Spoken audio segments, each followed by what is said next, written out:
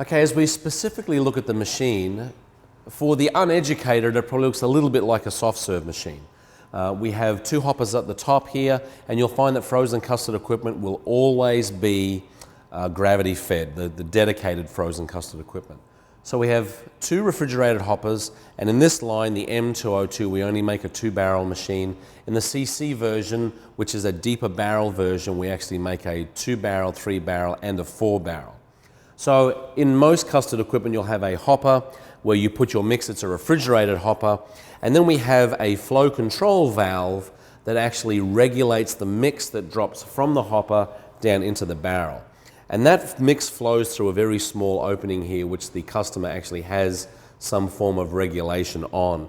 So with a very slow running product through the barrel and not a lot of air introduced to the product, this is why we get a low overrun or low air product. So looking at the machine on a control standpoint, each barrel runs independently of each other. So this barrel has its own refrigeration system, its own electrical system, its own motor, as does this one. So for the operator, if something ever happens with one barrel, the other one runs independently. The only shared piece of componentry on some of these units is the larger CC units have a shared hopper compressor that has a separate switch where you would turn the hopper refrigeration on for all of those compartments or barrels. But for this smaller machine, the M202, everything primarily has its own separate operating system.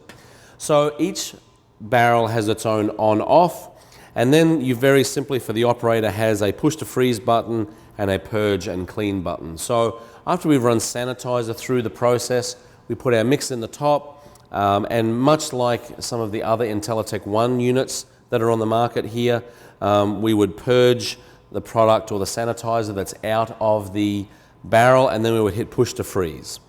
When push to freeze happens, the beater will turn off or the auger will turn off, and then you'll get a series of indicator bars going from left to right.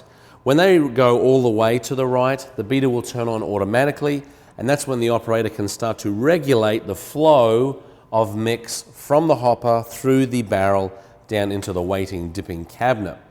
Now, generally speaking, as a rule, most of the vanillas and chocolates of the world will run at this 4 o'clock mark here. Although, depending on what flavor or extract or paste you put into the mix, that can change the freeze point of that mix.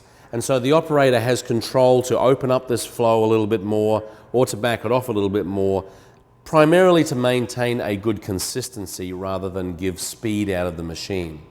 The operator, if they open up this flow control a little more, will get more product, but it won't have that nice firm consistency. So what we find as a general rule is that if the product's coming out and it's too soft and soupy, it means the product is moving through the barrel too quickly, and we would back the flow off a little bit.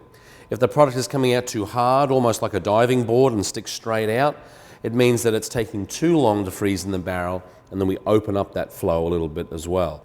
So the machine is very specific to a frozen custard product, which again, about 10 to 12% fat, little egg yolk, low air.